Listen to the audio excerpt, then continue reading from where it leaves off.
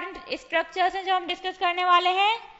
Plasma membrane, cell wall, protoplasm, endoplasmic reticulum, ribosomes, mitochondria, Golgi bodies, plastids, lysosomes, centrioles, vacuoles and nucleus.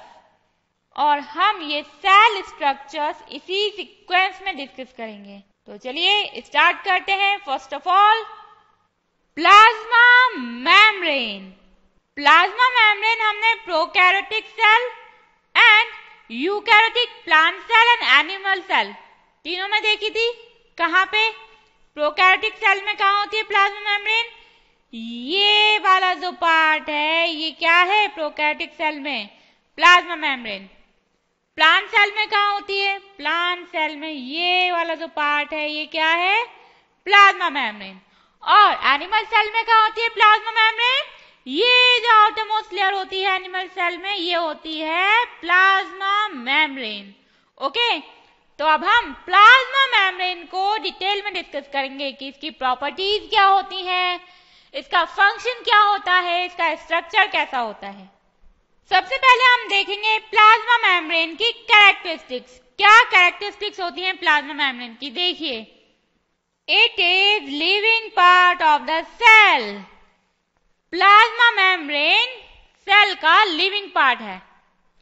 यहाँ पे confuse मत होना। आप सोच रहे होगे कि जब सेल लिविंग है तो ऑब्वियसली इसमें जितने भी स्ट्रक्चर्स प्रेजेंट हैं वो सभी लिविंग होंगे। नहीं, ऐसा नहीं है। सेल में कुछ पार्ट लिविंग होता है और कुछ पार्ट नॉन लिविंग होता है। तो लिविंग पार्ट्स जो हैं उनमें से एक है प्लाज्मा मेम्ब्रेन। और ये जो प्लाज्मा मेम्ब्रेन है ये बहुत ही ज्यादा थिन होती है, बहुत ही ज्यादा थिन होती है। और थिन होने के साथ साथ बहुत ही ज्यादा डेलिकेट भी होती है। डेलिकेट मीन्स बहुत ही ज्यादा नाजुक होती है। इसे हम इजीली रप्चर कर सकते हैं, इतनी ज्यादा ये डेलिकेट होती है। बट इसकी एक प्रॉपर्टी ऐसी है जो प्लाज्मा मेम्ब्रेन की स्ट्रेंथ को इंक्रीज करती है और वो प्रॉपर्टी क्या है? Elasticity. Elasticity. Plasma membrane elastic होती है। इलास्टिक मीन्स रबर होती है, रबर। देखिए ना, जब हम उसे स्ट्रेच करते हैं और फिर रिलीव करते हैं तो वो वापस से अपनी नॉर्मल शेप में आ जाती है, नॉर्मल पोजीशन में आ जाती है। सिमिलरली प्लाज्मा मेम्ब्रेन भी इलास्टिक होती है। इतनी ज्यादा नहीं होती बट होती है।